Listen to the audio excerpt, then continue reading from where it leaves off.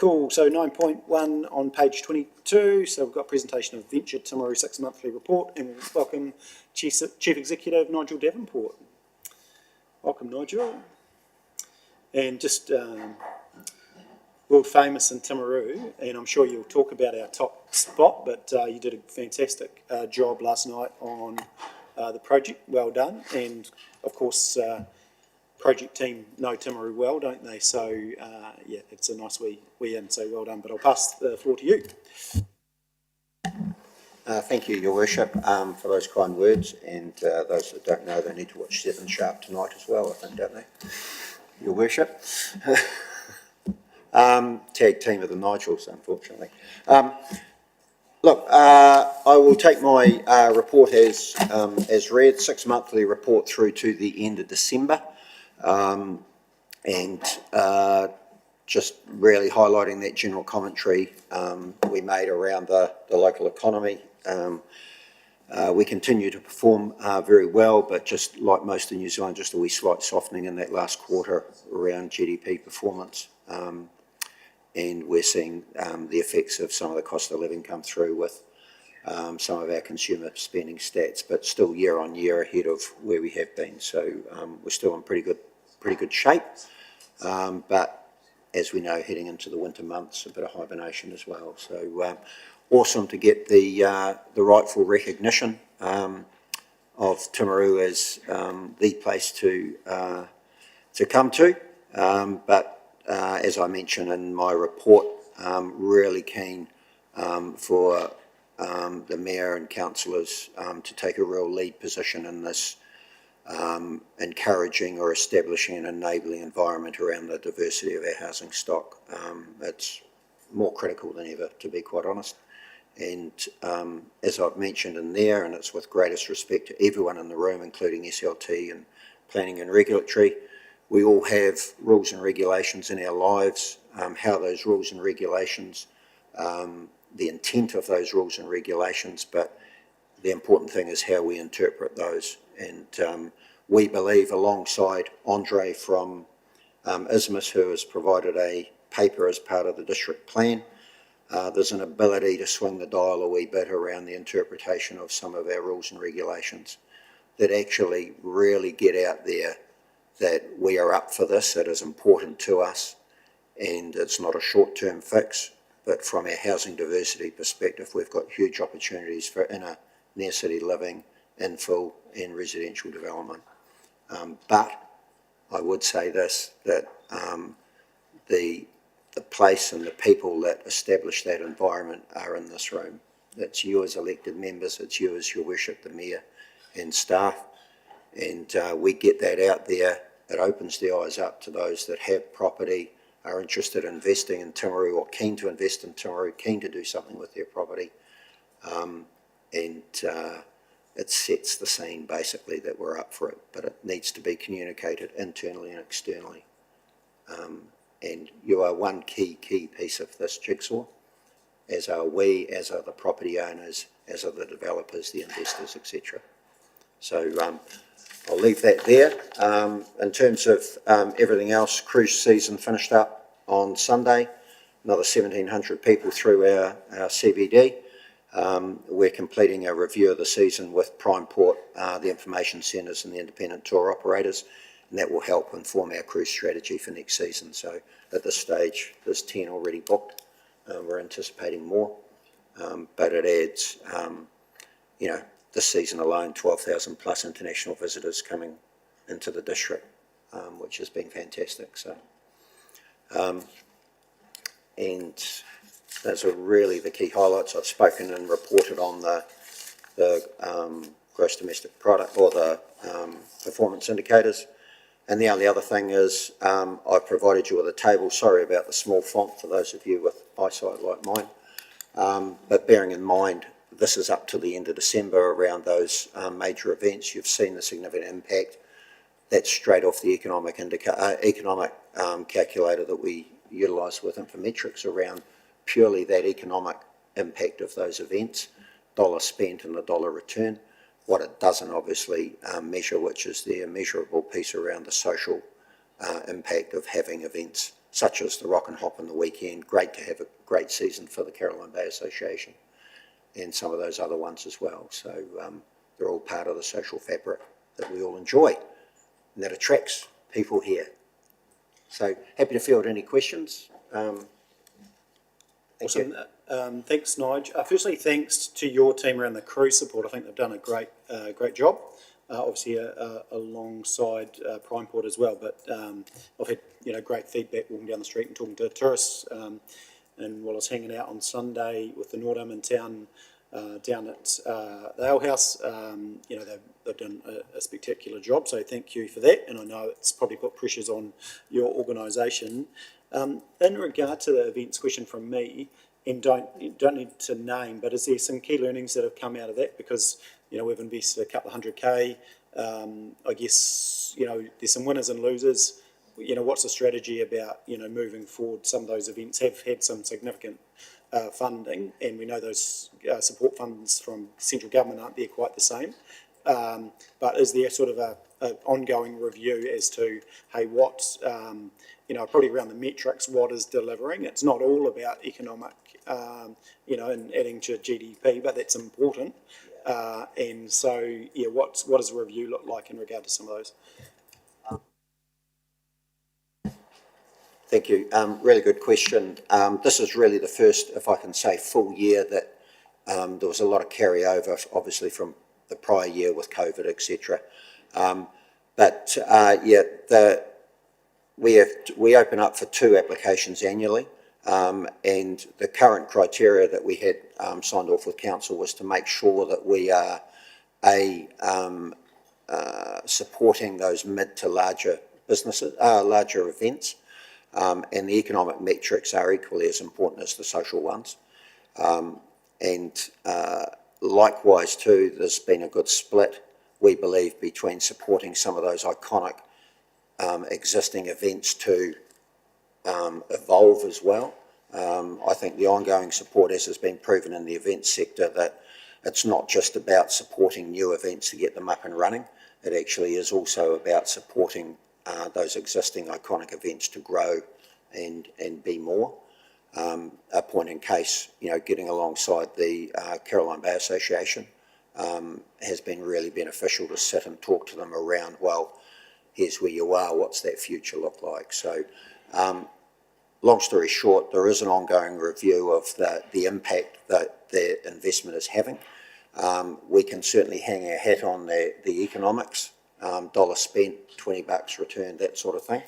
But equally so, it's important to understand that wider social impact, and that is actually garnered through some of those surveys that we run with the event organisers as well. So there's not an overly exact science to it from a wider perspective, but we focus in very much on, it has got to be a bang for buck. It's got to be worthwhile.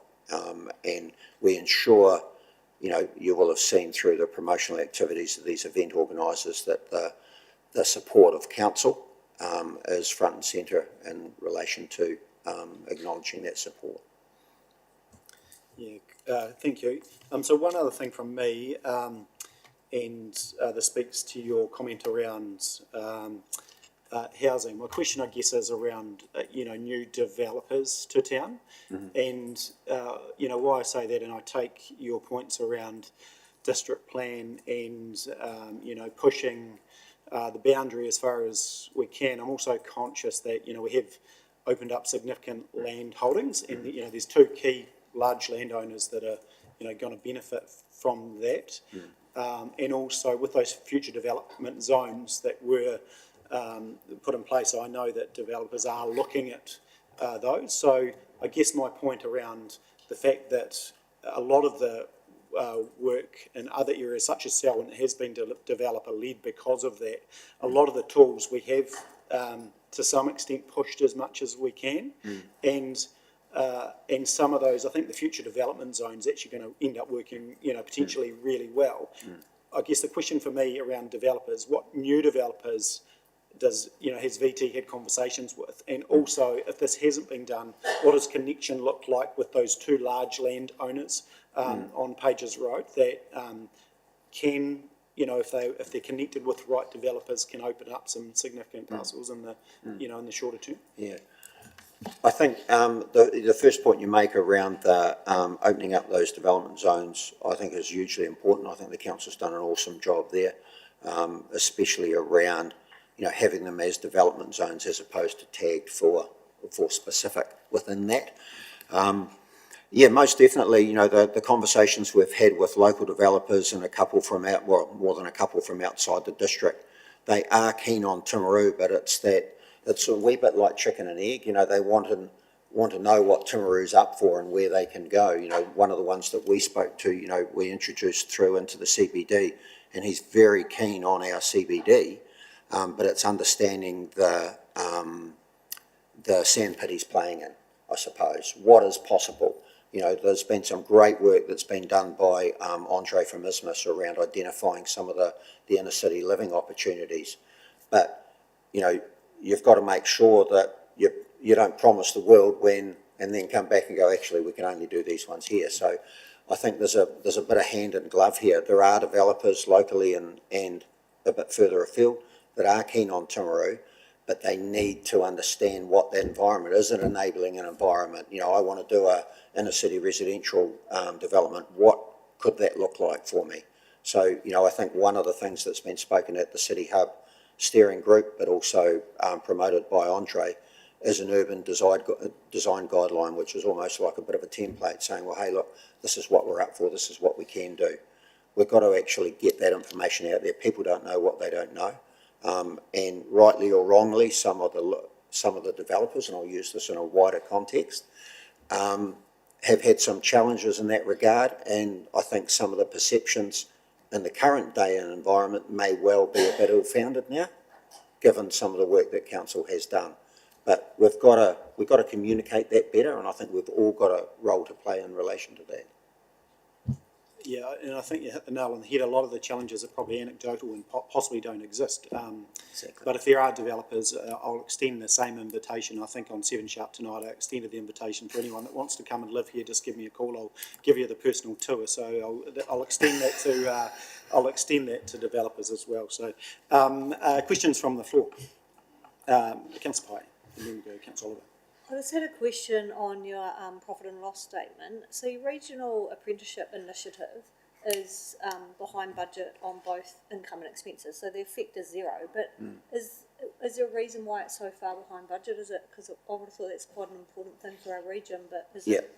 No, it's more just the timing of the based on the volume of apprentices and the stage they're at through their apprenticeship. We get the funding out of government on a quarterly basis. So it's just the age and stage where they're at. We did a best guess of where they would be at. So effectively the money is all still there and it's all still coming in. The final chunk of that rolls out in the next financial year. But it's been hugely beneficial to the local region, and we're pushing hard that that's the sort of direct into business funding. So it really is just the timing.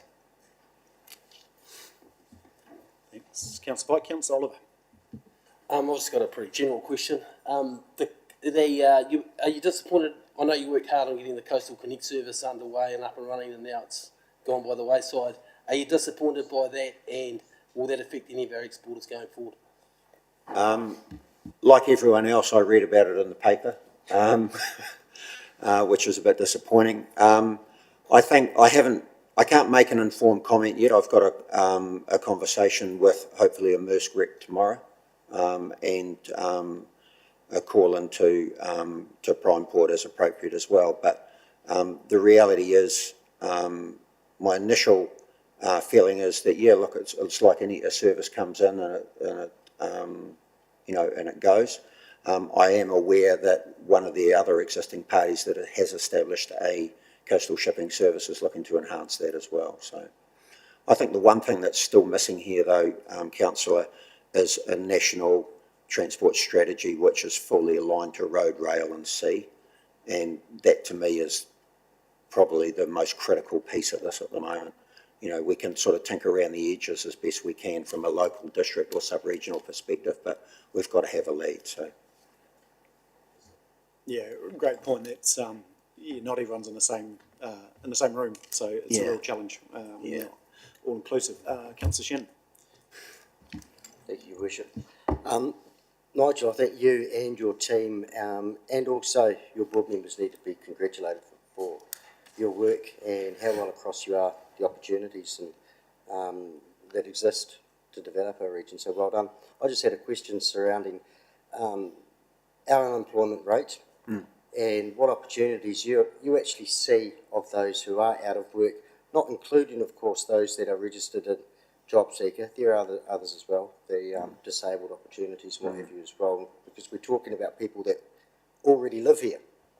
So no impact on the housing market whatsoever. Is there a pool of people sitting there that perhaps you and your team see we can develop a strategy to try to utilise those people and get them into work?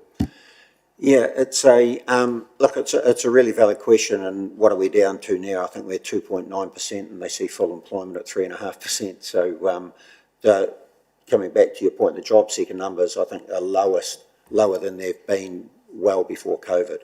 But those of us within our community that are wanting to work, and for a variety of reasons, whether it's a disability,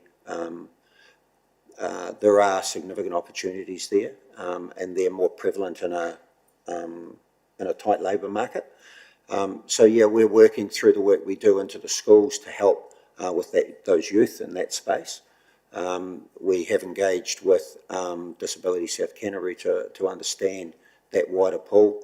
I do know anecdotally the likes of Bunnings, they had a job fair, if you want to call it, and I was there for a part of it, but the one thing I did notice was their engagement with the aged workforce, or those with learning or physical disabilities, was quite enhanced. Like, I think a lot of our businesses could actually learn from them. A key part around, if I go a bit further, the age strategy that we're working with council around the age friendly is celebrating and elevating and promoting those businesses that are doing some really good things in that space around their aged workforce that others could learn from.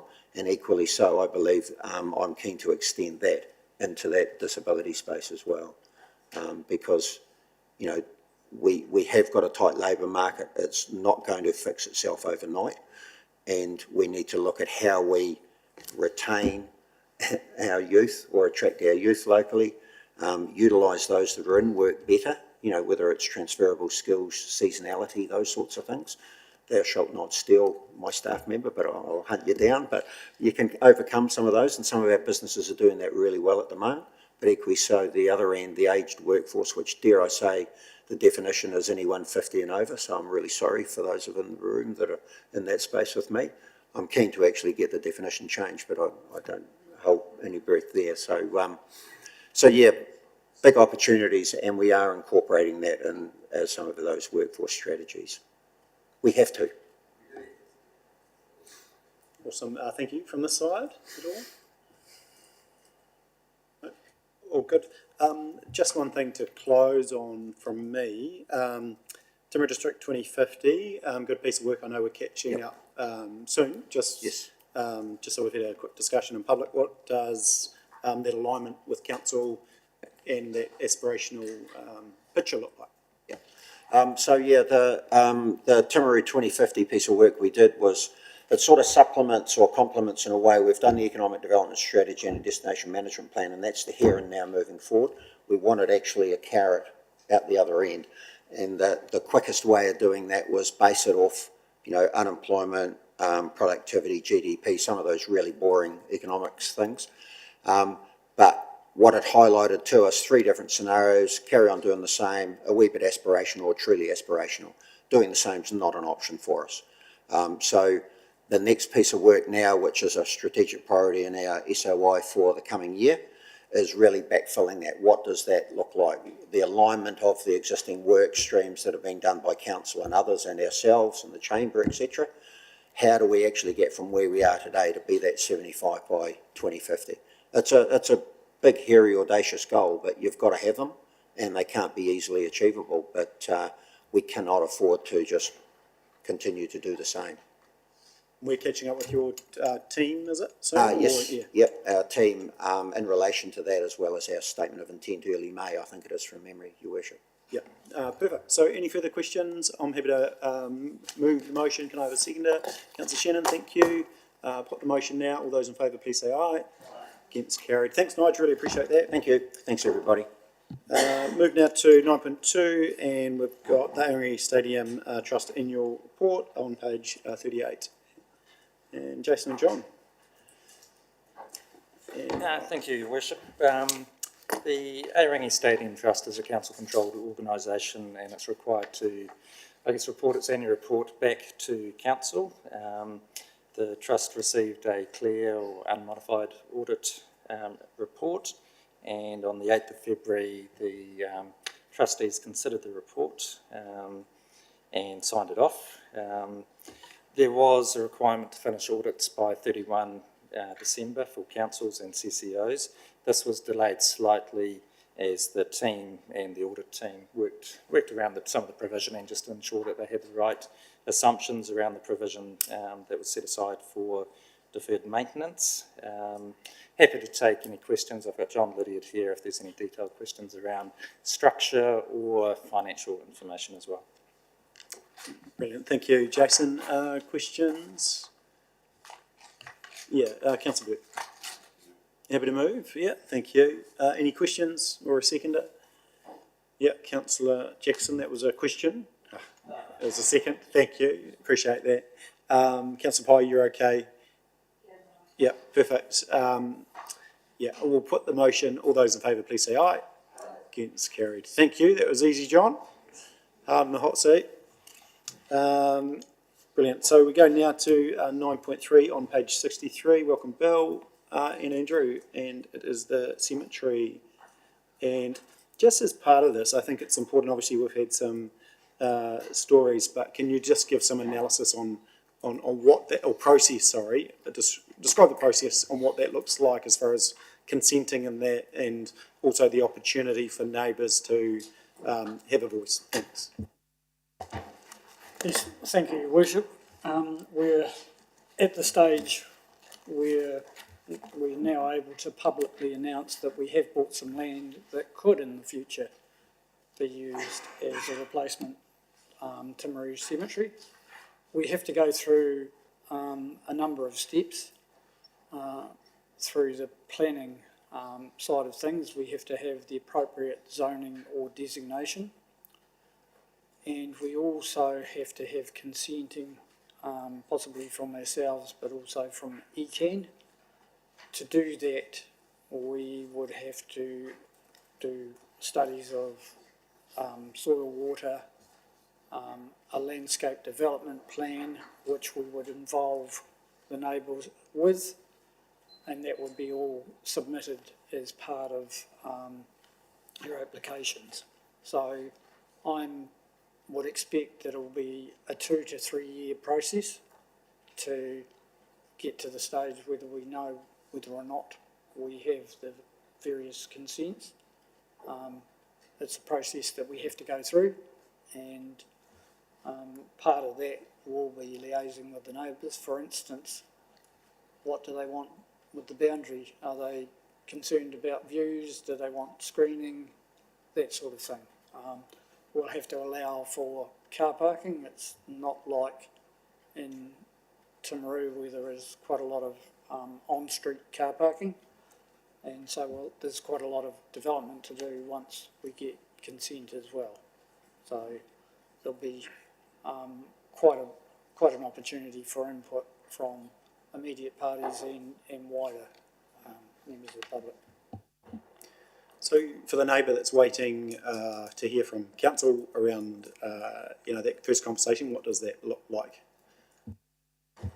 Okay, well, some of them, the first one has arranged a meeting for Thursday, but we may be able to arrange a group meeting, just keen to explain the process and listen to what they've got to say. So it's really getting out there and really hearing what they've got to say, explaining the process, and also how we can take on their views going forward. There is a significant design process involved with cemeteries as well. It's not just a matter of starting to dig holes in the ground and put people in. There's a lot of extra work has to go in, particularly around the drainage side of things. Yeah, roads, paths, everything. And yeah, the screen parting, we try to make them as pleasant as possible.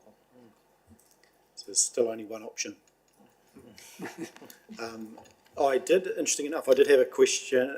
Someone rang me and I think I know what the answer was, but on Monday they came in and wanted to, pre-purchase a plot. Obviously we're not letting that happen at the moment because this happens all the time. And we didn't through COVID for obvious reasons, but we're, nearly at capacity. What's the life of, use the words, but 5 years, say, isn't it? So, and that would be the reason why we don't allow pre-purchase at the moment. Because this guy was genuine. He said, all my mates are buried there. I want to be buried there. And I appreciate that, but you might just have to wait. Yes, certainly, there's approximately 5 years left, but at the moment we haven't got any guarantees, and we're not in the stage where not only we've got to get consents, but we've got to get the development in the roads and things like that. So it's going to go down to the wire, really. So it's we really need to hang on to what we've got for those that need them now. Any questions? I know we're just receiving a note. Councillor Jackson. If we do run out of time, is there a backup plan? Fortunately, we do have some other cemeteries. So if it was really that was all the land used here, we do have ashes options still locally. But if people wanted burials, we would have to be looking to some of our other cemeteries. So the life of the cemetery does really depend on how many people are cremated versus burial. So. I used to joke that once we, if we lose 3 waters, that all we'll be deciding is where the next cemetery goes. But it's actually quite important that we get this one right, isn't it? So, no more jokes. Any further questions? So we're going to be really proactive, which is great, in communication. So I'm happy to move that. Councillor Piddington, you have to second that. Thank you. Put the motion. All those in favour, please say aye. Against, carried. Brilliant. Thank you. So 9.4, revoking of speed limit bylaw, and that is on page 65. And we've got Susie or just Andrew. Thank you, Andrew. Pass to you. Yeah, thank you, Your Worship. Yes, unfortunately Susie can't be here today. She's got another commitment. So I'll just explain this. Basically, with the change in legislation regarding speed limits, there has been a national register set up, which is the one source of truth, so to speak, for all speed limits. All of our speed limit data, speed limits around our roads has been transferred over to this new national register, which really makes the bylaw a little bit redundant in that respect. So it is the speed limit is chapter 11 of our consolidated bylaw. So it is to remove a chapter is reasonably difficult, but we have had legal advice and also some Mokatahi advice in saying that if we just simply remove the speed limits which are contained in the schedules from the 1st to the 10th, then that will suffice. The option is you can leave it as it is, but there is a risk in the fact that we are embarking on a speech management plan where we will be changing speed limits, and those changes will be put into the national register, but they won't make it into the bylaw. So there is potential public confusion around this, and maybe some enforcement confusion as well. So we're suggesting that we just simply revoke the speed limit schedules within the bylaw, leave chapter 11 as it is, and we rely on the national register. Happy to take any questions. Thank you. Any questions? I think we've had some good discussions. Obviously, we've talked about this previously. Look, I'm happy to move that. Councillor Oliver, second. All good. Put the motion. All those in favour, please say aye. Aye. Against, carried. Thank you, Andrew. 9.5 on page 68. And we've got the local governance statement. Welcome. Brendan and Mark.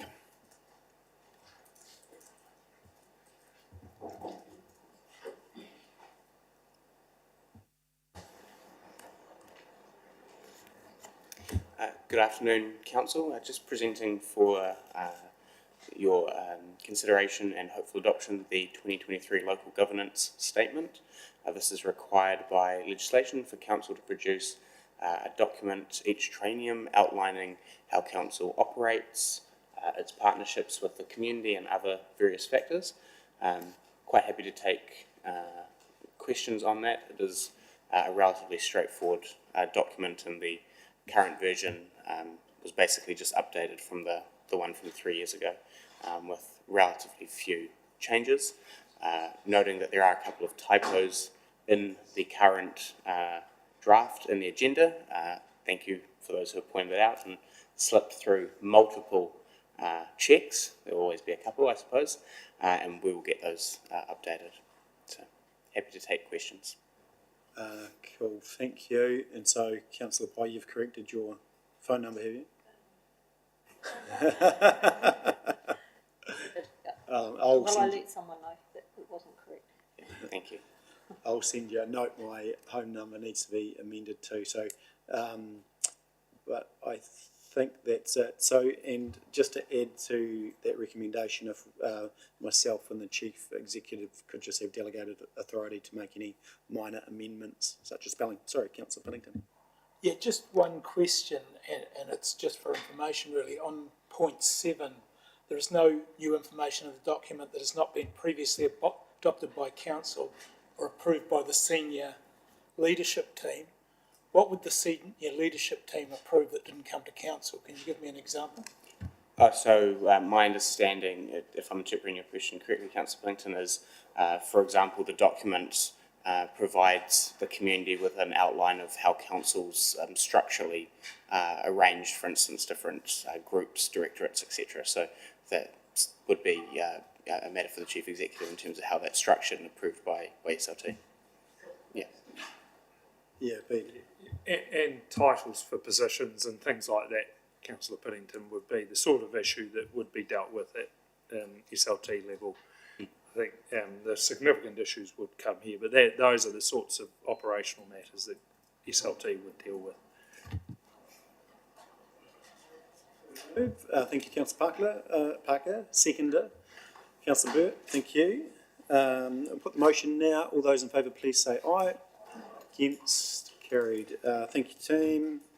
Now, appointment of electoral officer on page 126. Jason. Thank you, Your Worship. So, councillors, this report is to appoint a new electoral officer for the Timaru District Council. Due to the resignation of the current electoral officer, Council needs to appoint a new electoral officer.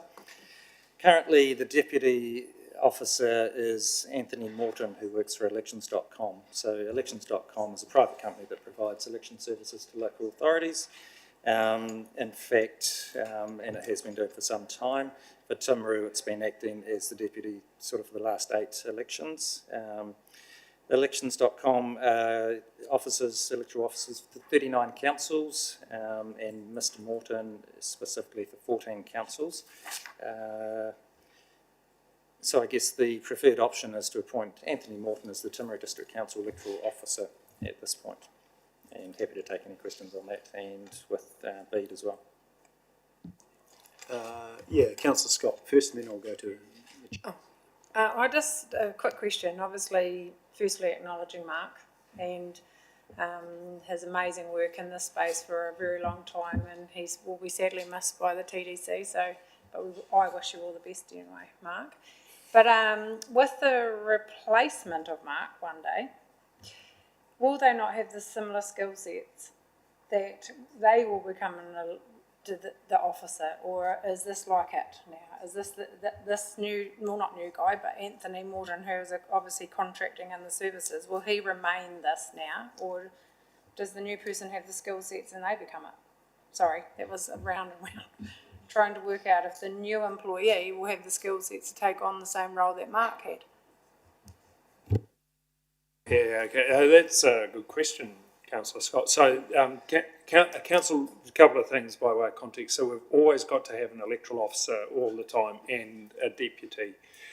And it's one of those positions that it's all fine until it's not. And if something goes wrong, it normally goes quite seriously. There's the risk of it going quite seriously wrong because it deals obviously with goes to the core of the democratic process in terms of elections. And so it's a role where you need a good deal of experience. And the electoral officer, what we would like to encourage, I think, is someone internally to be the deputy electoral officer so that they start to learn and over time they develop those skills. But while Mark has worn it, appears to wear it lightly, it is a job, it is a role and a function that comes with a good deal of weight and scrutiny. So at this stage, we'd recommend appointing somebody who's got a deal of experience, encourage the electoral officer, who's quite an independent position, to appoint someone from internally to be the deputy, and they can then start to learn the nuances of the role.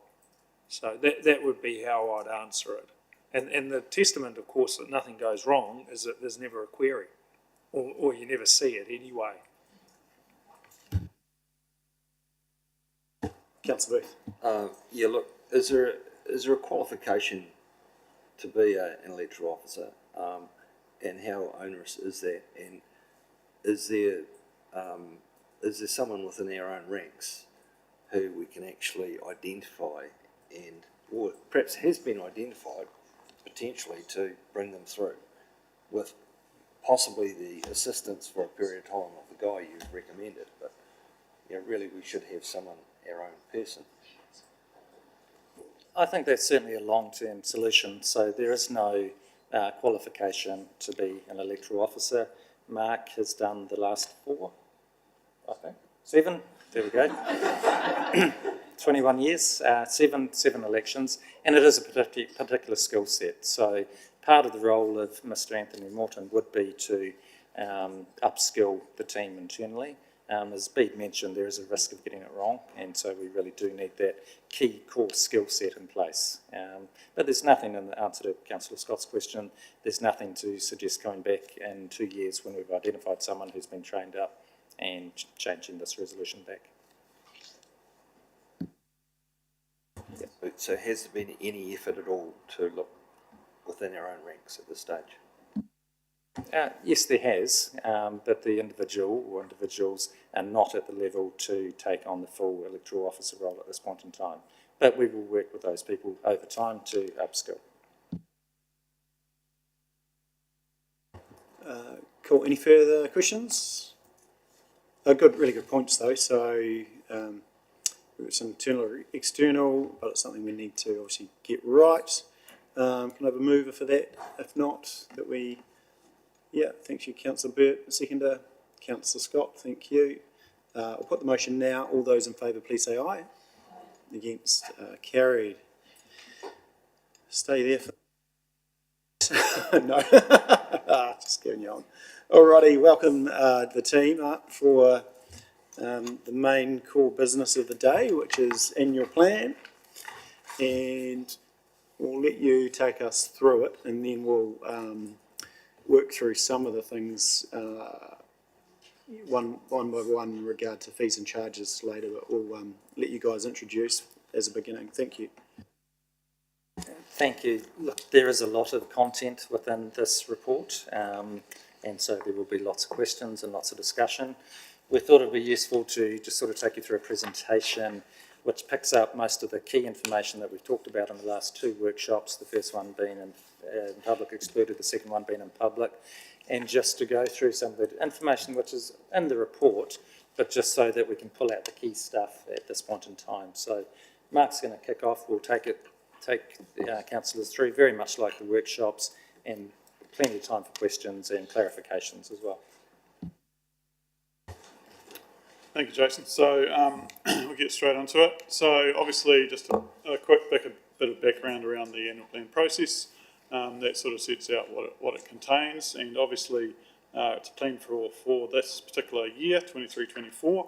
It's based on year 3 of the long-term plan in terms of the information that's come through from that, and the financial information that's the basis of that. So it's exceptions based. You're not recreating the LTP.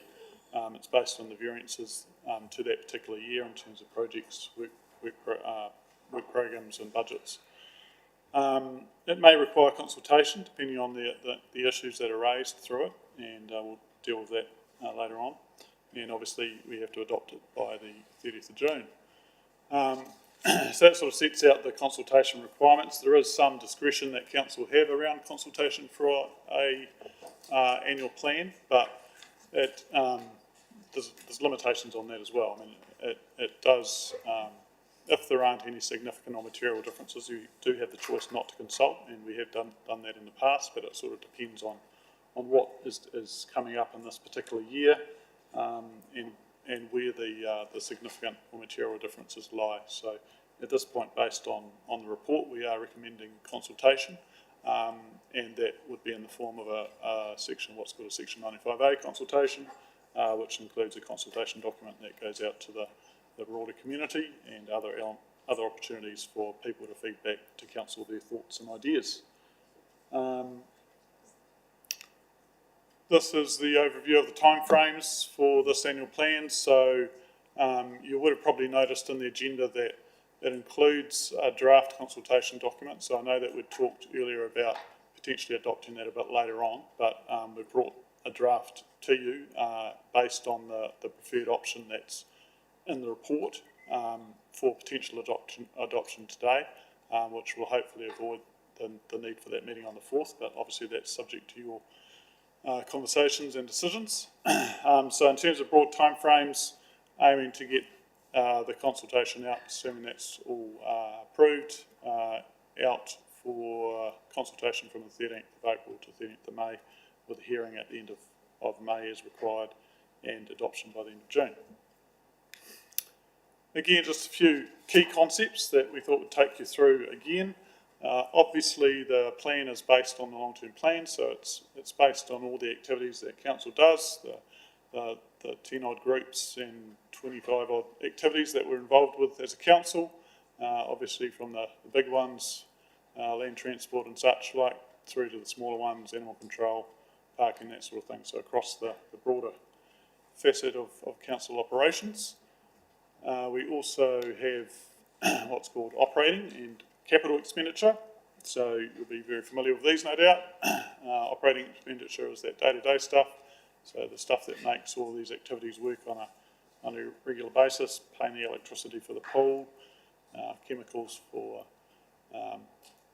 various activities, and the capital expenditure, which is generally around that physical construction side of things, or replacement of assets such as road rehabilitation, pump replacement, all that sort of thing. So generally operating is funded via a rates base or a fee base funding mechanism, whereas capital is generally funded through either loans, depreciation, or funding assistance through groups like Waka Kotahi.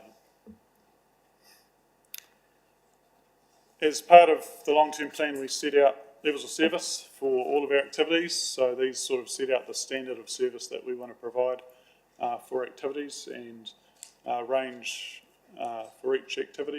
Obviously, that can deal with small things like how often we mow sports fields, to how well we seal a footpath or a roadway. And generally, we're not looking to adjust levels of service depending on the decisions that you make, but obviously if we choose quite a significant change in level of service, we have obligations around consultation associated with that. You want to do this one? Financial parameters? No, I'll do it. Okay, so our long-term plan does have what's called the financial strategy, and within this there are financial parameters that we generally the annual plan should fall within. So some of the key ones there is the debt to revenue ratio, which is the 210% ratio. We have a rates limit that we include in the annual plan, which at this point is 7%, and we have an opportunity to essentially do what's called a balanced budget, which is where our everyday costs are paid by everyday revenue. So those are sort of financial parameters that we should aim to meet. Doesn't mean we can't not meet them, But if we're not going to meet them, then obviously we do have to consult and explain why that's the case.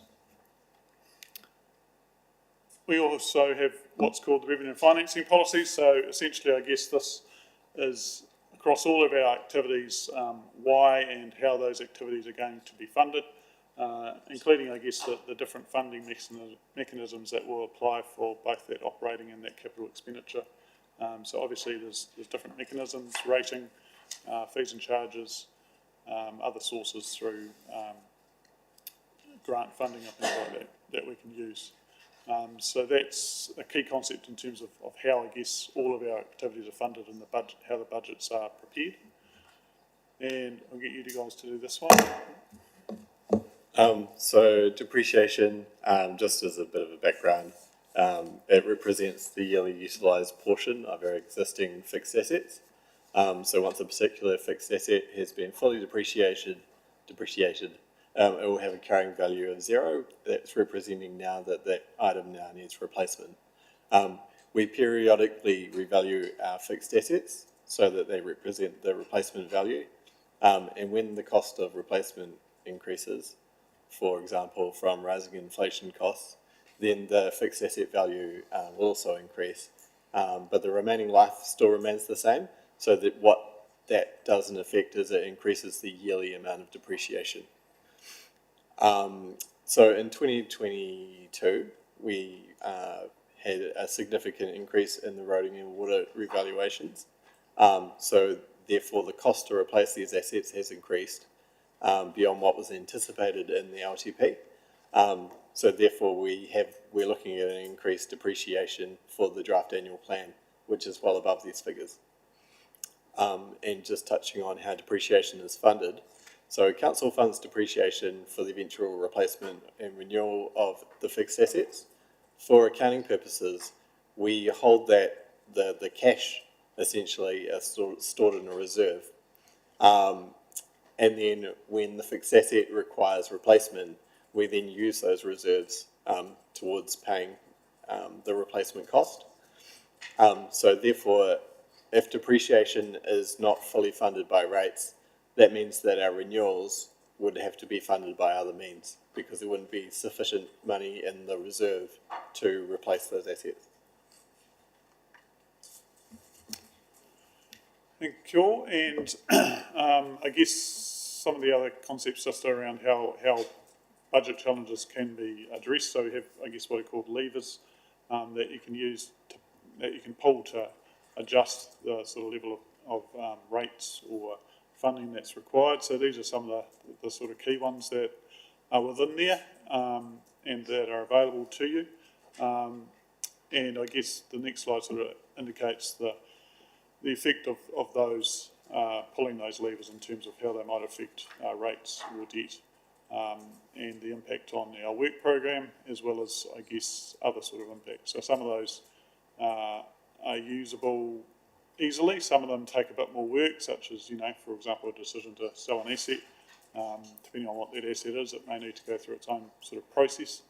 But those are sort of the key levers available to you in preparing this annual plan. So, moving right along.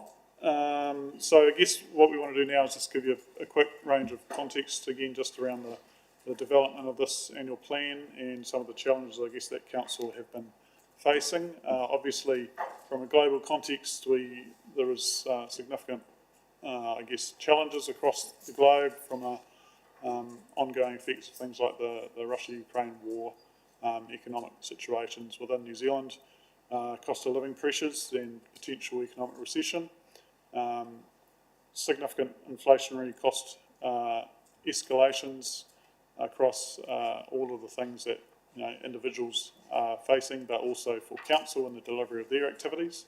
As Nigel indicated, we have low unemployment and labour market challenges to fill key positions and roles across a range of sectors, not just local government. We have an ongoing program of central government reform in terms of obviously the Three Waters and RMA, and I guess uncertainty around what is going to happen within the political sphere going forward within this year and the prioritisation of the government's work programme and where that will end up by the 31st of October, for example. We also have major weather events that have impacted across the country, and while they might not directly affect us, they might affect the government funding that might be available to us, and that's an ongoing challenge also in sort of the climate change space and how that's going to impact us going forward to be aware of. In terms of our own operations and thinking about what our challenges have been since year 3 of the long-term plan was developed. So I talked about a couple of those, cost of inflation, interest rate rises. Obviously we have borrowing that attracts interest rates, and those have all gone up. We have had valuation increases, particularly impacting our level of depreciation for roading and Three Waters, which is pretty significant. We have a lot of work going on in that Three Waters transition space going forward to the establishment of those entities on 1st of July 24. Peel Forest landfill has come to light in terms of the work that's required there and how that can be addressed over the next couple of years. As I referred to, Waka Kotahi funding and significant impact on that from things like weather events across the nation.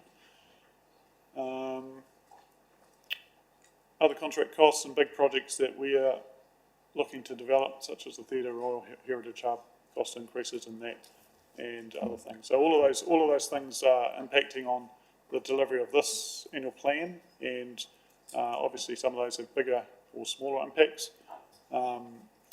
and will flow through. So in terms of this budget, these are sort of the assumptions that were set out for this budget. So levels of service we haven't identified any changes to what's being provided in the long-term plan.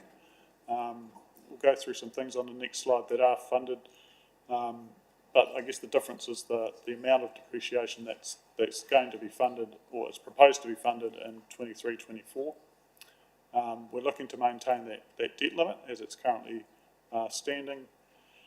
The revenue financing policy has been applied as per the current policy, and our targeted rates, so those are rates that are for specific areas like water supply or waste minimisation, are looking to be maintained or increased from their current levels. So I'll pass on to Brad to take you through some of the financial information. Or Jason, sorry. Thank you, Mark. So what we wanted to do was really to give that context in terms of the political environment and some of the drivers to this year's annual plan. And so that previous slide is really important in terms of the assumptions that we've been working towards in terms of creating the annual plan numbers. Now I'm going to go through the financials relatively quickly just on the next 3 to 4 slides. It reflects the information which is in the report, but I am keen to get to the discussion around it. So this slide here, which we've seen at the last few workshops, really shows the changes from the long-term plan. And remember, we're always looking at what we forecast in year 2 of the long-term plan, 23-24, compared to the annual plan. So this shows the key drivers of the difference. We're already factoring in a 5.4% rates increase. Since that time, the 2 major drivers up there are depreciation. So Brad's given a bit of an understanding of what drives depreciation. Our valuations have gone up significantly. In order to fully fund depreciation, it's a 9.1% impact on rates. The other key factor is really the maintenance cost escalation. In the long-term plan, we budgeted inflation at 2.5%. Bill for this annual plan have said that the rates for OPEX are 4.2 and the rates for capital are 4.5. The challenge is that particularly in the maintenance cost areas, those escalations are running at closer 18 to 20%. So these are some of the key differences. These are on page 134 of the report, and there's more detail underneath in terms of each of the different drivers around personnel costs and the likes. If I move to the next slide, very hard to see, sorry. So this is really reflective of page 137. So this is what I call the profit and loss for Timaru District Council. One of our key assumptions is that we were keeping the operating deficit at the same as that was planned in the long-term plan, so roughly around the $2.3 million. All this information is contained on page 137 to 138 in terms of the key reasons. This is just the variance explanations because some of the numbers are quite large, and we'll take questions on this soon. In terms of capital, in the long-term plan, we had a capital budget of $48.6 million. We're proposing a capital program of $81.7 million in this annual plan. Also, within the report on pages 140, 141, talks about what I think councillors are probably interested in. What's the difference? What's happened to the 33 million? We've tried to break it down to projects which have been rephased from 22-23, and we've sort of listed some of the reasons for that. What new projects have we added in? What's been brought forward? What's been deferred? So that councillors can see exactly what is driving the change in capital program. Then on page 145, 146 is really the option summary. And so there are 5 options which we've put forward, and in the paper we've got the advantages and disadvantages of each one. I'll just quickly go through them at this level. Option 1, which is the preferred option from council officers, is a rate increase of 13.3%. This retains the same deficit that was planned in the long-term, that was scheduled in the long-term plan. That was one of our critical assumptions, that we didn't want to have to borrow anything more than what was planned in the long-term plan. Capital program's obviously fully funded under all options. This is where we get into how do we fund depreciation. So the option 5 talks about depreciation being fully funded. We're suggesting that for option 1, you could fund depreciation, 84% of depreciation is funded. Sorry, depreciation is fully funded, we're just funding some of it through debt, which is, I guess, moving the cost from this annual plan into the next long-term plan. Our debt cap is fine, and our debt cap in the following year is fine. If we go to option 2, which is really what was in year 2 of the long-term plan, 5.4%, it does not retain the same deficit. In fact, it's a lot larger, which means we need to move that deficit and fund that in the long-term plan. We would have to fund depreciation through debt at a much higher percentage than some of the other options, and it does breach our debt cap in 24-25. And then we've got some options 3 and option 4, which are really just some other numbers around 9.5, 10.5%, to show councillors what that might look like in terms of funding depreciation. In all instances, they are okay in terms of our debt caps. Option 5, not really an option, it's there to show council that if we were to fully fund everything, that is what it would look like, and we just needed to have that in there for transparency's sake. In terms of our debt cap, the preferred option shows that our debt cap rises to 173% in the annual plan year. In the long-term plan, it was forecast at 174%, so very similar. So I'm actually going to leave it there, and I think we've just tried to give you a bit of an oversight. Happy to take questions, happy for anything, and we'll see what we can do in terms of answering them. Brilliant, thank you. So we'll work through questions, and then we'll look probably to go through funding impact statements and fees and charges, sort of a little bit more detail. So first question, Councillor Parker. Thank you, Mayor. The 5 million for Sophia Street car park, can we tease that out? Because that seems like a lot of money for something that, from my previous conversations, was never going to cost that much. So where are we getting the 5 million from? As in, what have we worked out or modelled that we've come to the total of 5 million, please?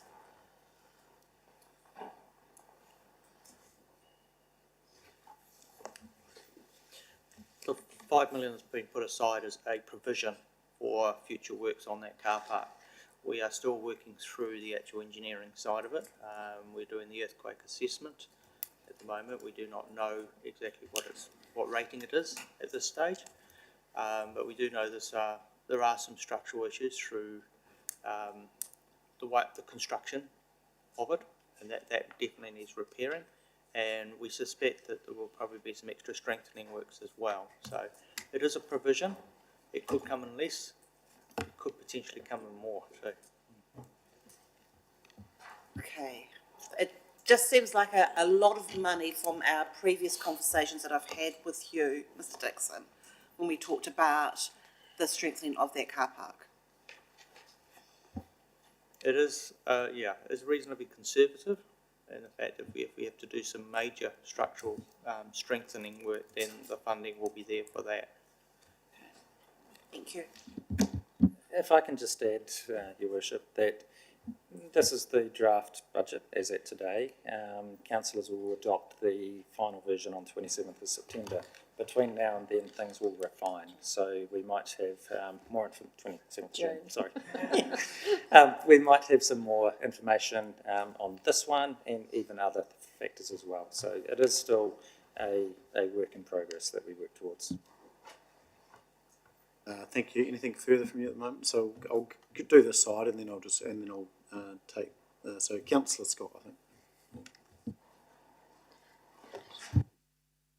Sorry. My question is more around, I keep hearing, and we even read on a couple of slides about staff workloads and pressures and stress on our staff, which is obviously something that I personally take seriously when it comes to delivering projects. So can you tell me where the current stresses are when we look at our projects that we've put up on the board and where those pinch points are? Because it's all good and well saying, okay, here's all these lovely projects, but if we can't actually deliver on them, we need to have those kind of conversations. If the staff cannot deliver due to workloads and pressures, I think that conversation needs to be had so we have some transparency around how to support decision making. That's a very good question. In the last 3 years, we've ramped our capital program delivery from 35 through 60, 73 million last year, and we're on track about 66 million this year. So over the last 3 years, we've built the organisation to a level where it can deliver on these projects. Of course, there's stress within the organisation. The 81 million capital program does include about $10 million for the theatre, which is delivered externally in terms of a lot of that spend.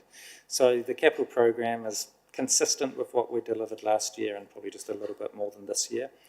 And so are there stresses in the organisation? Yes, and we continually run with vacancies, but we've tested it throughout the organisation and it is the program that the team feel that they can deliver. Thank you. Any more questions from this side at the moment? No, Councillor Booth, and then I'll come over here. Yeah, Jason, I guess the other expenses, which is just a grossed up number for a whole lot of things, but, you know, we've gone from, 2021, 41.8, and, you know, we're 45.8 this year, or 2022-23. What page are you on, Councillor? I'm on page 137. Thank you. So 69 million. The big difference there is 19 million, which 19.9, which is over here. We're allowing 11.7 for Peel Forest remediation. I mean, I guess the other number there that I'd like some background around is the parks maintenance, the waste contract escalations and increases of 2.2 million. I don't accept that the carbon variation in carbon price would actually contribute. There should be a zero number coming in and out based around what the carbon price is. So that shouldn't actually affect that number at all. So I'm interested to know that contract which we just entered into, why are we that far out?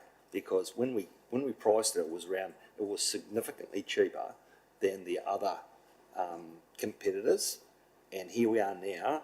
If we're looking at this based over the period of time which we did look at, it's actually quite expensive. So has something gone awry with that contract? I guess the allowance in here for the Peel Forest remediation, 11.7 million. you know, that's just incredible. So why do we actually have to do something with that?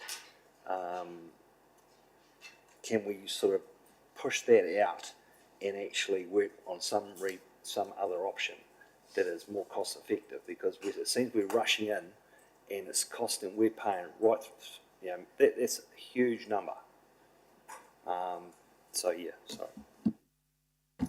Right, so if I break that down, I had three questions. And so really, I think the key thing to the operating costs and the operating expenditure is we're always comparing to the LTP 23-24, which was a year two of the LTP. And so you're right, these costs have gone up by $19.9 million. In terms of the three areas, so Peel Forest remediation, and remembering this is just the operating costs, so some of these have offsetting revenue, so we're just trying to break down the offsetting cost. So the 11.75 million, it actually includes 4.35 million of revenue that we're getting across the Weybridge. So the net amount that we're going to fund through debt is 7.4 million. And so that debt funding is over 25 years at a cost of 296,000 each year. So what we have to do is we've got to fork out the money in terms of the 11.75. We're getting back 4.35 over our Weybridge, and we're debt funding the balance. It still has to appear as an operating cost because that's just the way we have to show it. So the net impact of Peel Forest is 296,000 in terms of this year. In terms of waste, before I get Mr Dixon to talk to some of the details around contract, we're showing a $2.2 million, increase in escalations and costs. But it's only a net $595,000 increase because there's about 1.65 million in additional revenue which is coming through as well, through the Weybridge and through fees and charges. So because we're looking at operating expenses, you're not seeing the offsetting revenue. The net impact of waste is about 595,000, which is 1%. And I think that's probably answered most of them, but if I get Andrew to talk to, I guess, just the waste contract in a little bit more detail, if that would help. Yeah, the waste contract, of course, has an escalation clause in it, like every other maintenance contract does. So, and that is based on the producer price index. They're running trucks, they're running labour. So that has increased, and you know, if you take the producer price index over the last 18 months, it's gone up 22.8%. So that gets added into the contract, irrespective of what we believe the cost increase is, that they're based on that number.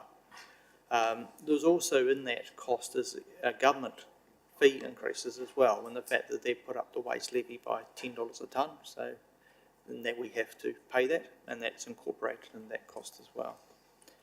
We have done the ETS, yep, we have estimated that at $80 a unit, but yeah, we may get that cheaper, but that's certainly what we estimate as the market is going to be when we come to buy them. Yeah, and Mr Dixon might be able to explain further, Councillor Booth. Under the contract with ESL, we're not running at a loss. The issue is whether we're recovering the full cost of the airspace that gets consumed. Andrew, do you want to elaborate on that a bit? So I think it's important to understand what costs we're talking about here. It's not necessarily the out-of-pocket cash disbursements for the collection. It's the consumption of the airspace we also have to recover, which has got, about 27 years left?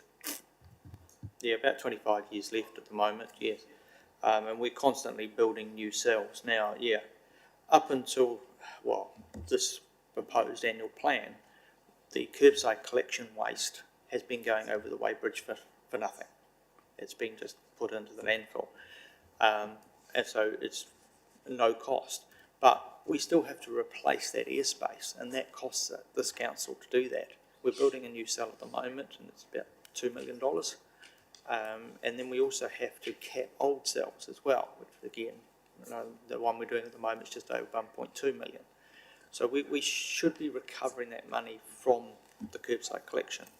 Now, up to this annual plan, a lot of that funding has been recovered through the Weybridge fees and charges, basically from users, public, and also from other councils that dispose of their waste at Timaru landfill. But we haven't been recovering enough, and we do need to, put more onto the curbside collection. So it is an increase in cost.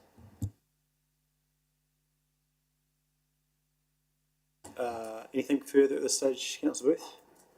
No, that's cool. Move, councillor Piddington. I guess we can get down to a lot of detail, but holistically, am I right, Jason? We're deciding if we want to keep the level of service, albeit some project priorities, we've got a choice of where we, I guess, look at depreciation by revaluing the assets. And of course, the elephant in the room is Three Waters. We don't know where those assets is going. It's added 5.63 million onto our cost for the year. And it's what percentage of that we really want to fund. I mean, I get if you're an economist or yourself, an accountant, you want to do the lot, but that's unpalatable to our ratepayers, I think. So my question, a couple of questions is, on page 134, you're talking about vacancies. We've got 50 vacancies in staff. Are you saying we haven't funded those going forward, just as an aside? When we budget staff, we don't fully fund. Our vacancy factor is 8%. So we budget all the staff and then we go, they're not going to be here all the time, so we take 8% off. So What percentage, sir? 8. So we're budgeting at about 90 to 92%. Because you're right, because the assumption is that we're going to run quite a few vacancies. My next question on page 145, you first of all said we don't have to do 100%. The option you want funds 84% of depreciation. I'm in favour of option 3, which puts the rates under 10%, and we do 77%. To me, that's only 7% difference. You've dropped 16% from where you wanted to be, so what's the difference there? Because, I mean, again, our ratepayers have to fund this, and we're not really going to spend all that money just at once because we've revalued assets, surely. The way I look at it, staff's job is to put forward the information from an officer's perspective. I would like to have option 5, which funds depreciation fully, but that's not palatable from my sense. And so the reason option 1 is that the key for me is that it has the same operating deficit that we planned in the long-term plan. And so for me, that's quite key. The difference, if we went to option 3, which councillors obviously vote on, is that that difference, the 7%, whatever it is, needs to then be funded the next year and through the long-term plan, and it just passes the cost through. And councillors are trying to balance that in terms of from the fully funded to, hey, let's try and look at a different way. In all cases, we're obviously fully funding depreciation, it's just at what level councillors are comfortable with. We don't want to load too much additional expenditure into the long-term plan. The long-term plan's going, obviously over 10 years, it's going to have a whole, we're going to go through it in a lot of detail. I'm just conscious of moving today's problem to tomorrow just a little bit. Yeah, I accept that, but not all councils 100% fund there, do they? I mean, Christchurch, I think, dropped from 8.9 to 5.6. And I know they've got more ratepayers and I know lots of things like that, but they must have made some choices around that to get there. And you can't tell me with everything that's happened in Christchurch, they're fully funding their depreciation. I'll just have a crack at that first. Christchurch Council don't fund depreciation. They fund renewals and replacements, and so then they can make some choices around at what level they do. The reason they went from 8.5 to 5, whatever the numbers were, they put some pretty big staff savings in there. They put some numbers in there that staff had to go away and find. They weren't levels of service cuts, they weren't anything other than staff go away and find some savings. You fell for my trap, Jason, really. You said that they sent staff away to find some. So, you know, the difference between being at, my glasses, you recommended a 13.3 and my 9.5 is to send you away and find some savings, I guess. But just look, a couple of other things just quickly. If we delayed some of our projects, would that help? Because to Stacey's point, whether we can deliver them, whether they're priorities. Sally said, 5 million for the top of the car park. Is it cheaper to buy a piece of flat land and put the car park somewhere else? We don't seem to have teased out all the options. Yet they've gone in, and that's what concerns me a wee bit. This is an interesting annual plan in that in the past, moving capital programs around has actually made a difference. I would call this a cost escalation, depreciation, annual plan. So these costs and the pressures are here and now. We've played around with moving the capital program down by $10 million and things like that. It has an impact, but actually not much of an impact. This is around here and now, our costs are 20% higher for everything that we do, whether it be energy costs, insurance, maintenance, the works. And so we can move some projects around. I think it's a fair question as to where you see the capital program sitting and at what level. I guess just my last comment, the CPI is 7.2%, so that was till December. So I get we've got to be there and a wee bit more, but I find it totally unpalatable for people on single incomes, the elderly, that we just unilaterally put in a big number. I'm at option 3, under 10%. I realise we've got to do something, but that's where I'm at.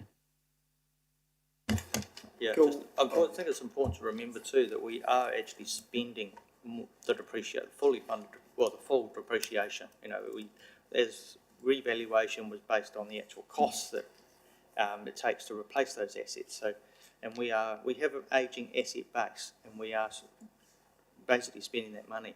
And that's, I guess, the difference between us and Christchurch. Christchurch, of course, got a very new asset base following the earthquake. A lot of it was paid for by government. So they don't have the same demands as we do.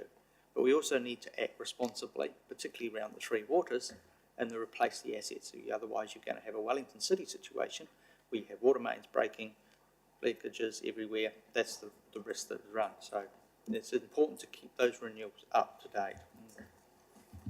Yeah, understand your point of view, Andrew. I'm elected. Christchurch sent their staff away to find 3% in savings. I'm happy to do the same for you guys. Thanks, Councillor Fillington. I wouldn't mind being a fly on the wall for that one, actually. So, but we'll keep going. Appreciate that. It's great that you're just so front with that. So I appreciate it. Councillor Shannon. Thank you. Just a question surrounding the moving debt to future generations. And is that, under these figures, a permanent thing, or at what stage do you determine, right, to make this year or the next couple of years or the next 3 years more palatable?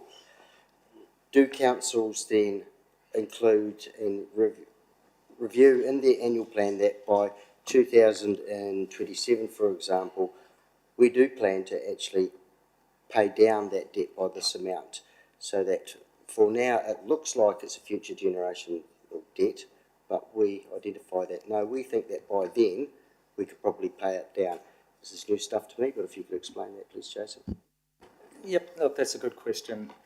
We're starting on a long-term plan now. So the next long-term plan covers that 10-year period.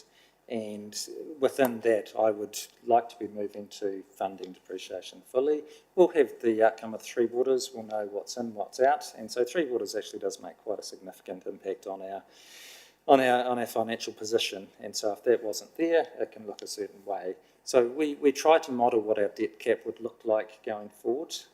Certainly at the 5.4% option, it shows that we're going to breach our 280%.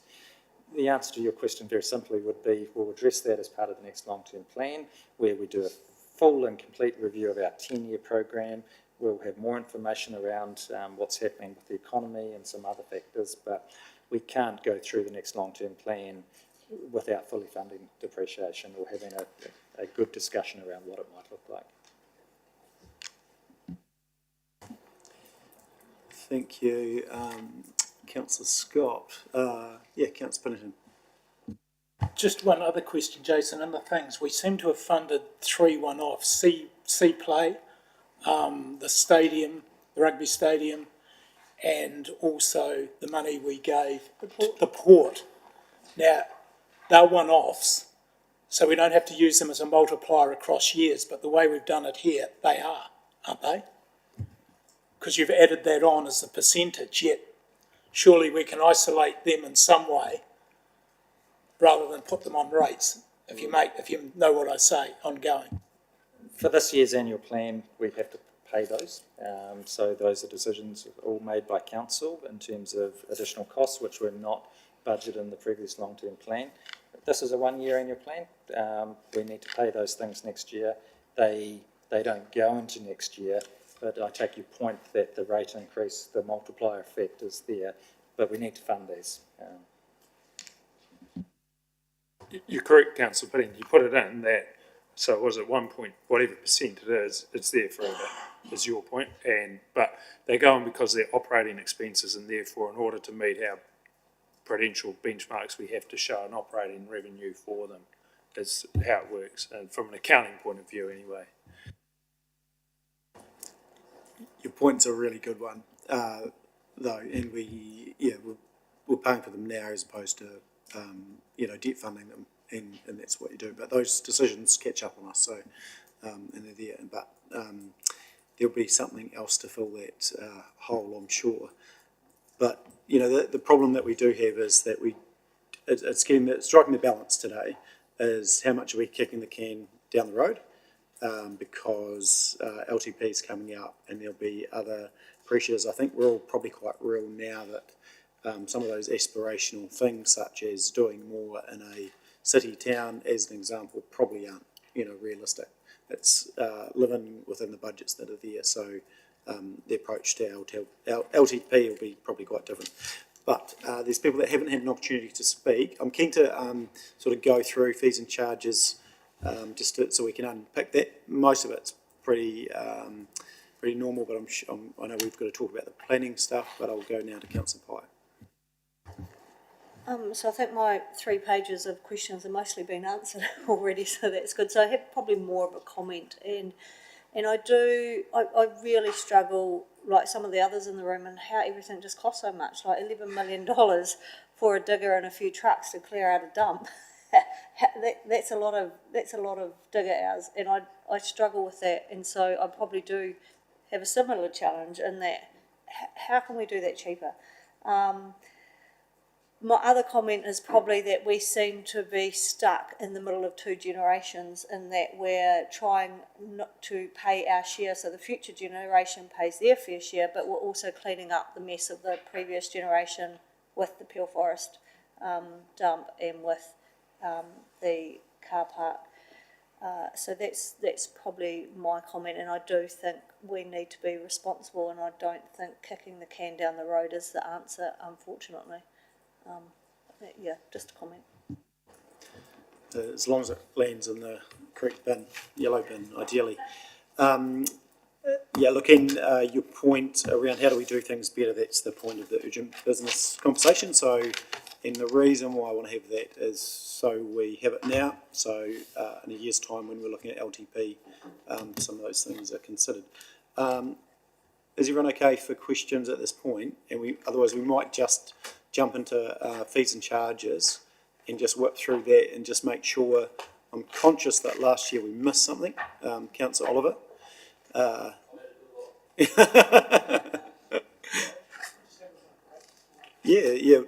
Let's take 5 now, and then we'll kick into that.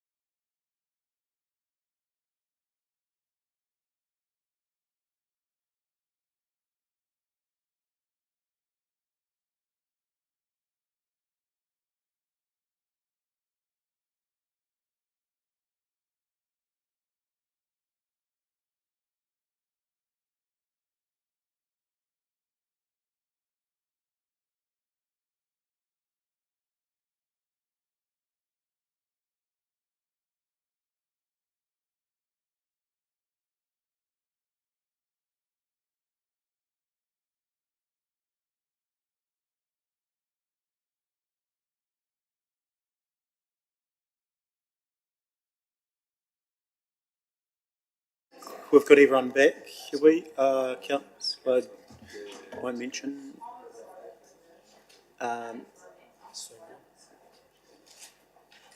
That's all right, just a few moments and we'll kick back in.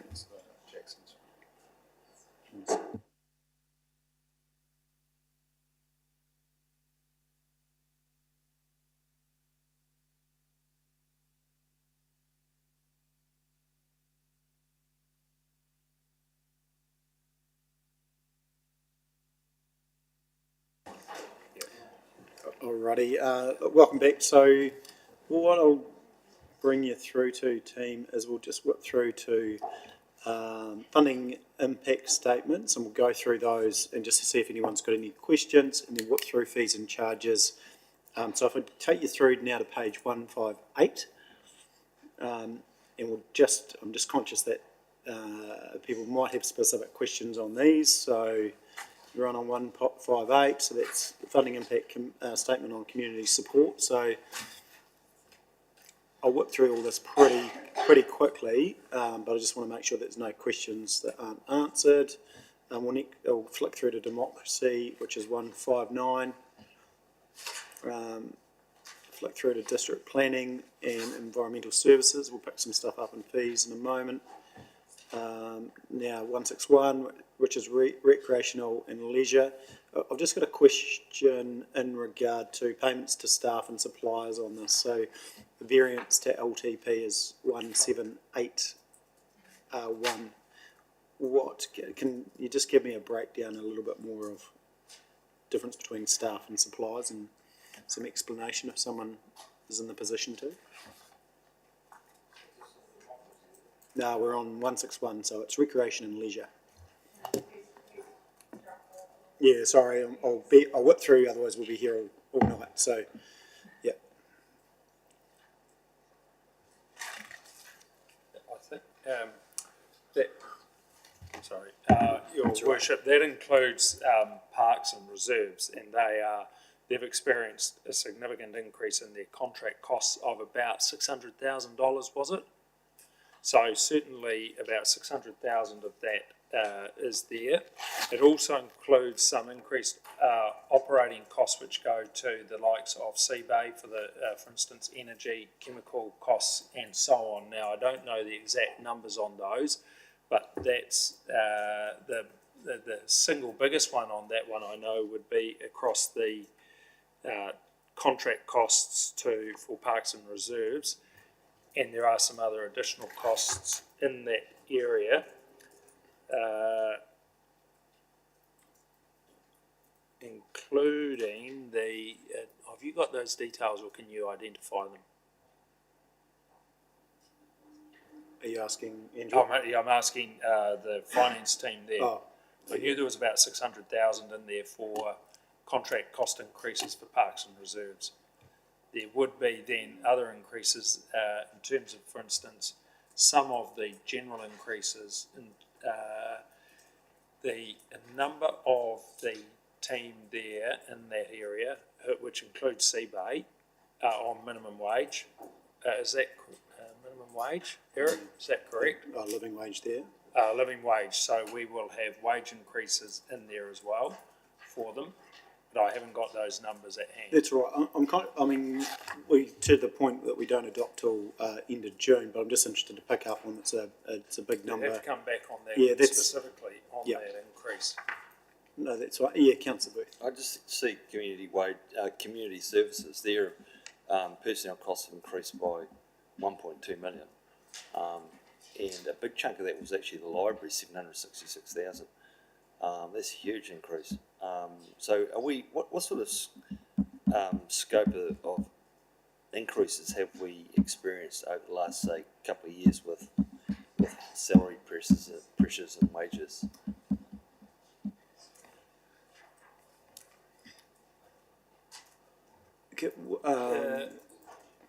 That's right. So what we'll do is we'll come back to staff and suppliers on the rec and leisure. What page are you referring to? Just in I read that in the breakdown on community services and an explanation of costs.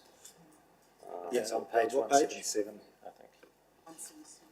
177. Sorry, 177. thank you. So there's two ways we could look at this. The operating FIS statements, or the ones that Councillor Booth is talking about, did have the explanation of the variances on the following pages, which may be more useful. Yeah, that's what I was looking at. There's an explanation of the personnel increased costs and personnel charge, plus the other expenses, which I guess would include consultants, etc. Would that be right? No, look, we might have to go back and go away and answer some of these questions. Consultants across from comparison to the LTP through to the annual plan is only $200,000 difference, and that's for Sophia Street car park. So consultants are not driving any of this increase at all. Yeah, I think what I was referring to was just simply like what I was trying to get, 1.3 increase overall. 766 was with the district libraries, museum 407,000. Those ones. Yeah, We've made a note of that, and we'll come back to you with the answer. Yeah, that's cool. Yeah, I had the same question. That's some big increases there. So I'll take you back.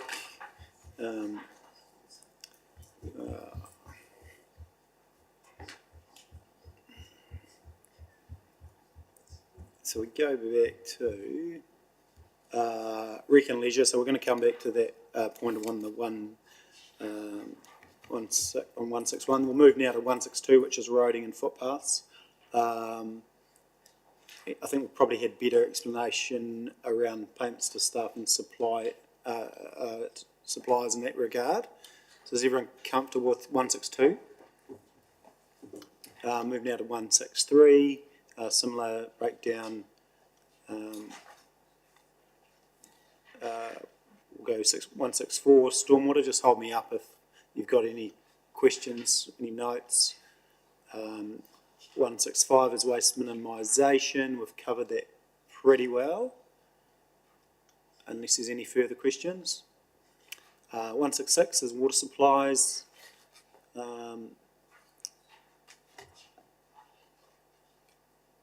Yes, Councillor Piddington.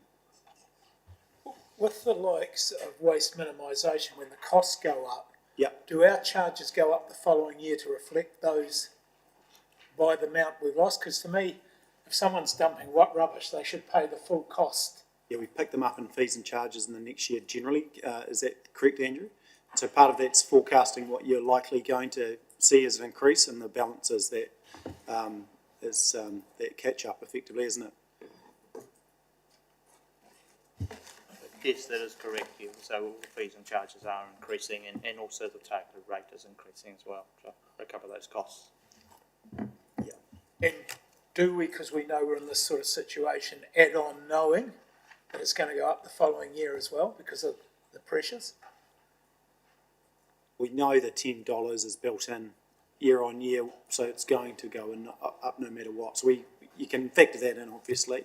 But yeah, the question. Sorry, I won't jump in. Sorry, the unknown is the ETS, the carbon cost, and that is it could. At the moment, we're budgeting $80 a unit. That could go down. Plus the fact we're also installing a flare at the landfill, and will give us a unique emissions factor, which might reduce our costs there. So yeah, potentially there is some future savings. But as far as contract costs are concerned, no, they don't go down. Thanks, Andrew. Thanks, Councillor Piddington. So we were at, we've gone to water supply, so let's start 166. Just want to make sure that we have covered all the stuff. Corporate activities, 167.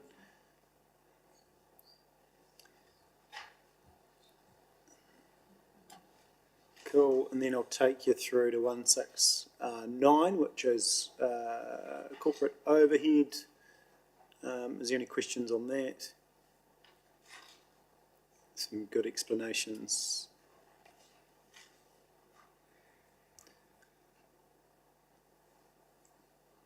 Cool. Obviously, what the explanations that follow on the following page. We'll go now to 171, which is governance group operating budget.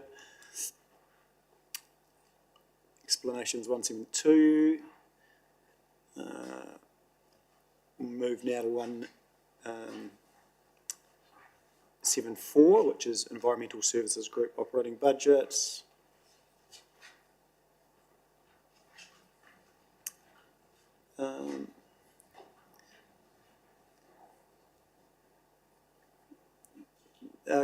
Question for you, Mr. Cooper, just in regard to building. There's increased building control 253K relating to external consultants and insurance increases. What are the consultant costs that we're using in that space? Are we putting out some building consents because of capacity, or it's somewhere else? Occasionally it's capacity. Sorry, Your Worship. Occasionally it's capacity, and more often than not it's engineering input and expert consultants that are coming in on a particular application. You'd recoup those costs, so, off the punters that are wanting those services? We try and recoup as much as we can, but we I'd have to go and find out, Councillor Booth, actually to what extent we recover those costs. I don't know off the top of my head, sorry.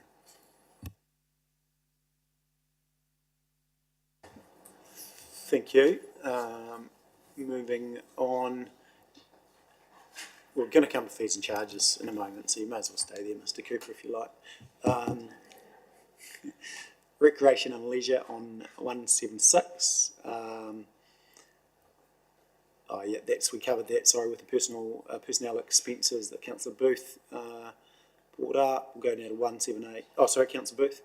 Just in general, those other expenses, that's just like a big grossed up number.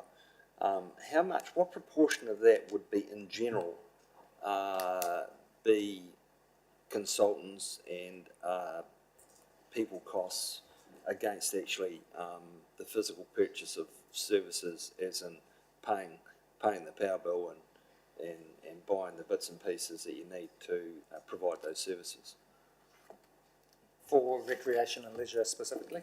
Well, I guess probably just in general. There seems to be a lot that you could say is actually personnel charges or consultants or rather than stuff that you've actually purchased that you can physically. Yeah, so these are grouped up into high levels.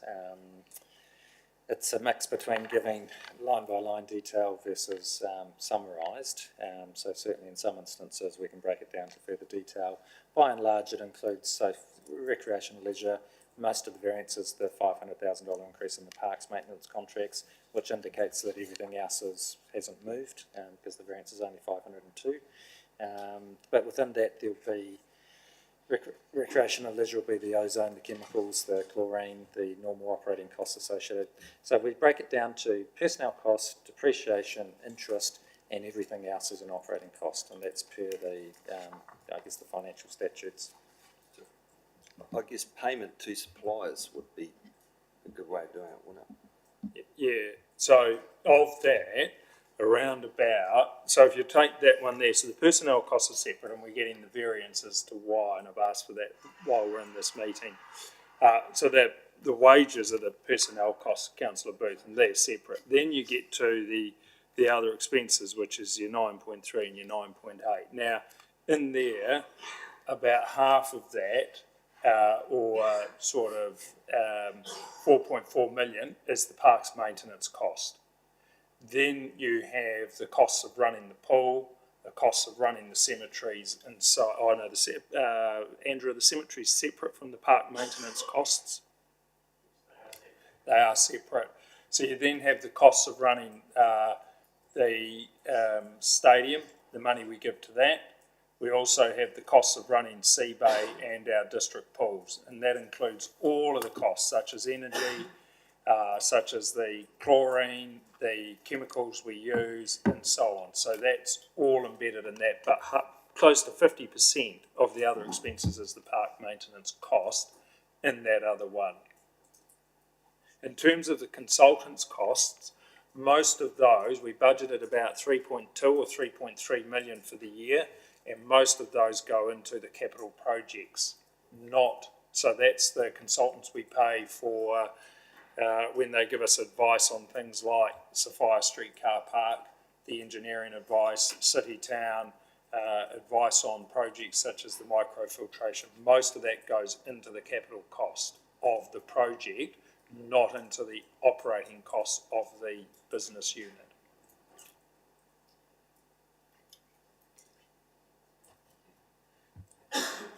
Thanks. Councillor Whittington. Just on page 177, how many staff have we got at the museum? Because a $407,000 increase, I would have thought that would have just about paid for all the staff we had at the museum. Good question, and one that we'll look into. I think, I'm not going to think, sorry. We'll look into it. Yeah, I've asked for that right now. We'll come back. All that to be coming back right now, yeah. And the one on, well, I forget what it was, 161 as well, so we'll come back with all that. Cool, so we're going to pick up back on 178, roading and footpaths. Anything from that? Now we're waste minimisation on page 180. My only note on that is contract escalations, and I think we can talk to that later. But to Jason's point earlier, it's really around depreciation and escalation in contracts, this annual plan. So I'll move now to sewer group operating budget 182.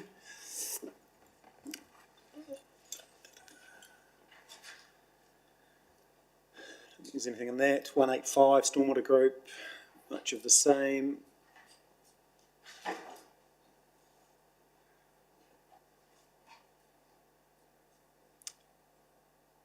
Water supply group operating page 186.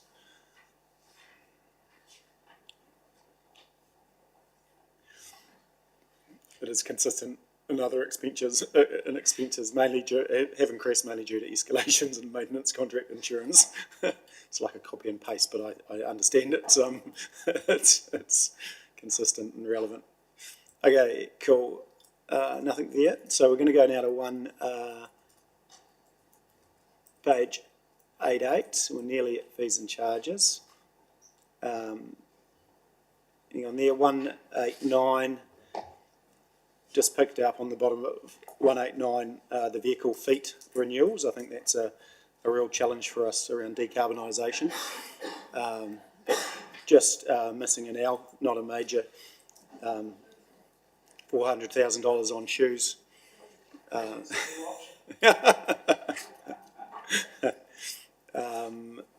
So recreational leisure. My question on page 190, ablution block out at Winchester Motor Camp, is that loan funded when we do something like that, or is that, it's about 400k, I think, 430k? The bottom of page 190. It'll be CapEx renewal, so I assume it is. Yeah, no, that's cool. And the shared urban track, Andrew, will be Waka Kotahi funded, is that right? I think that's correct. Shared urban track, it's in there somewhere as well. Where are we?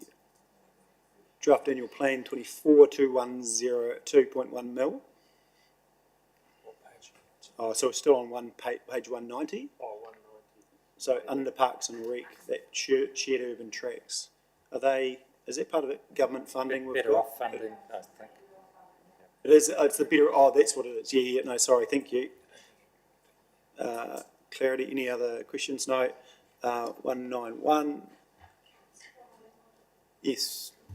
I just wondered what the different cost allocations are in roading, like what is road to zero? Well, I kind of know, but how do you know, what's low cost, low risk, what are transport choices? Just a bit of a better understanding of what all of those different categories actually mean, please.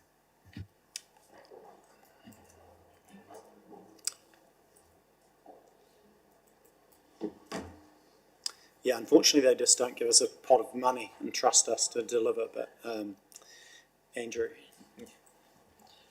So yeah, the descriptions is basically around the Waka Kotahi categories, and this is how they do it there. So your road to zero is basically any safety improvements that we make. It does include education as well as engineering, but it's intersection upgrades and that sort of thing. So yeah, increasing signage, road parking, that sort of thing. Low cost, low risk is what Kotahi call is a minor project, and that is any project that's less than $3.5 million is considered minor project, which so they call that low risk, low cost. Yeah. And that again includes a new curb and channel, new drainage. It basically new things. It doesn't pick up also our bridges and bridge renewals, which is probably the main cost in there. And then transport choices, that's the funding that we receive from government for improving active transport. So it's our walking and cycling, and also does include a bit of PT. And that, in fact, is 100% funded by Kotahi, so it's good value. Yeah, Councillor Piddington. I note in the overview, Waka Kotahi, we're worried they're not going to fund us as much.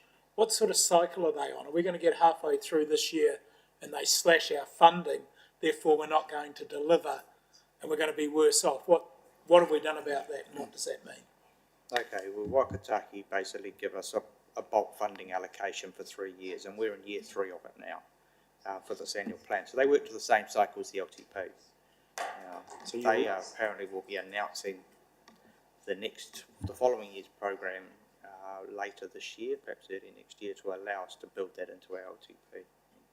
So the funding that is in this plan is guaranteed funding. Okay, thank you. The challenge with that, though, is we were given that information very, very late at the 11th hour last time, 3 years ago. So we do need to keep the pressure on actually having that information. Cool. Andrew, while you're there, question for me. The City Hub decrease, we've decreased the funding. Understand why, because we don't have potential projects identified by 2613. My question is actually there's a real will to move forward and actually do some projects in the CBD, and so we're taking funding out. So now our annual plan only reflects 1290 where it was 3903, and we've got the real opportunity to do something here. But once we have some projects identified, and if we were to fast track some of the opportunities sitting in there, my concern would be that when we do, the officers will say, well, it's not budgeted till the year after. So the $2.6 million is funding that was actually brought forward into this financial year.